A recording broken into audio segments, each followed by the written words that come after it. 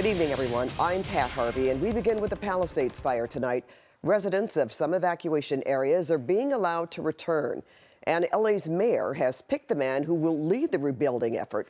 He's a well-known businessman and civic leader. And KCAL's Lauren Pozen begins our in-depth live coverage for us tonight from Topanga. Good evening, Lauren.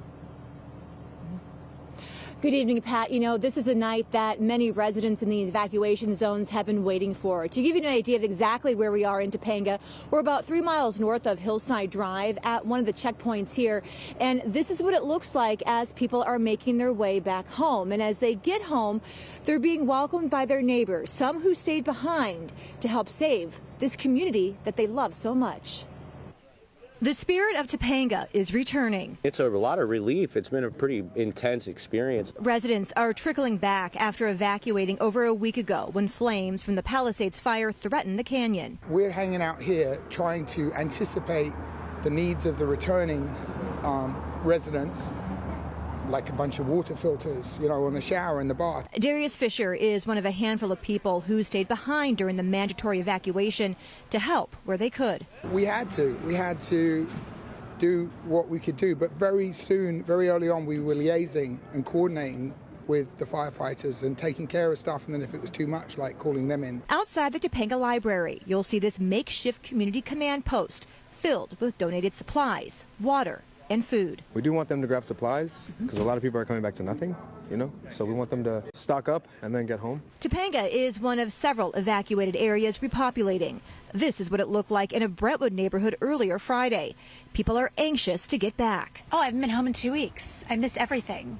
I miss my whole life. But I'm lucky I have a house. As focus now shifts to rebuilding, Mayor Karen Bass appointed Steve Soboroff to lead the Pacific Palisades recovery efforts. Soboroff, former police commissioner and advisor to the late Mayor Richard Riordan. Before his public service, he was a developer, a key force in building the Staples Center and the master-planned Playa Vista community. No one is better equipped to create our rebuilding plan. And I know, and anyone that knows Steve, knows that he works at warp speed. LA knows Steve, Steve knows LA, and I know Steve. Soboroff wants people to feel hope. There is an A to Z for each one of us, and A is today. And we're going to get there step by step. And the city is going to help to the extent it can, and we will have to outsource to the extent it can't. That there's going to be a bus to yes. That's right. And if people want to get on the bus with us, get on it. There are concerns on the horizon, though, in many of the impacted areas, including Topanga.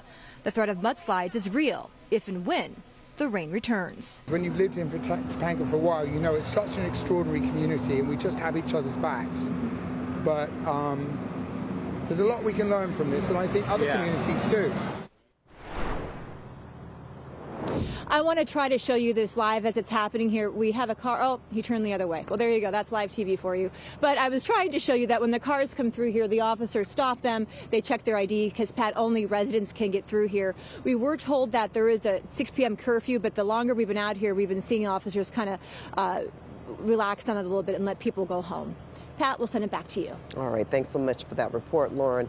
And now to the Eaton fire. Nicole Comstock is live in Altadena tonight, where some residents were allowed to return, leading to confusion at the checkpoints. Nicole.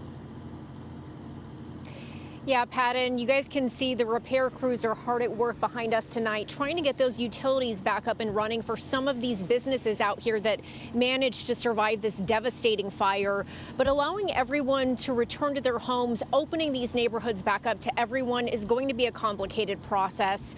And although some people were allowed to go back home tonight, there are many others that are still being kept out. Roadblocks are still in place across Altadena, but the National Guard is letting some people through. Now that the LA County Sheriff's Department has downgraded some evacuation orders to warnings for a small area east of Lake Avenue impacted by the Eaton fire. Are you guys able to get through the roadblocks tonight? No, not tonight. We were coming every day trying to see if we could get through. Alik's home was just on the other side of the street that's been opened back up to residents. It's been a frustrating process for many who have been trying to get back home for 11 days. But utility crews are still early on in the repair process. I get it because of the looters. It's bad. There's a lot of looters. Like, they literally had just caught someone like next to my street with guns, and like it was really bad. You need identification and proof of residency that you live in that area before you will be let in. Altadena Sheriff Station Captain Jabari Williams says the entire evacuation area is still under a soft closure, meaning a curfew is still in place from 6 a.m. to 6 p.m. and violators risk being arrested. And it is strictly enforced. We're already up to over 36 arrests for various reasons, including violations of the curfew. But some people never left. Party started. When the wildfire was raging through Eaton Canyon, Steve Salinas saw it and rolled up his sleeves. Let's get that palm tree. Along with his son and other guys in his family, they banded together to save horses in the Eaton Dam stables. Unfortunately, while they were saving the homes of their family and fellow business owners, their businesses in the heart of Altadena were burning down. So we were chatting about it while we were holding the fire off this house we were standing on. And yeah, so after I left there, I went over to the bike shop only to find out that it had indeed burned. Steve's bike shop had been in business for 40 years. He started working there decades ago and eventually bought it.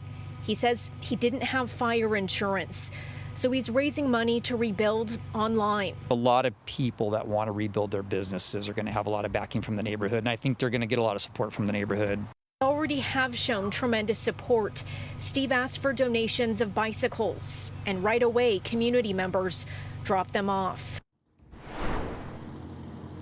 And the Sheriff's Department says it's still extremely dangerous up here down certain streets. That's why they have still not allowed people to come back home to those neighborhoods until they can get out there and visually inspect everything for any hazards. They are still also doing active search and rescue missions up here, and they're still doing roving patrols to keep an eye on the neighborhoods as well. Reporting live in Altadena, Nicole Comstock, KCAL News. Yeah, so surreal, Nicole. We hope people can get back possibly next week. Thank you very much.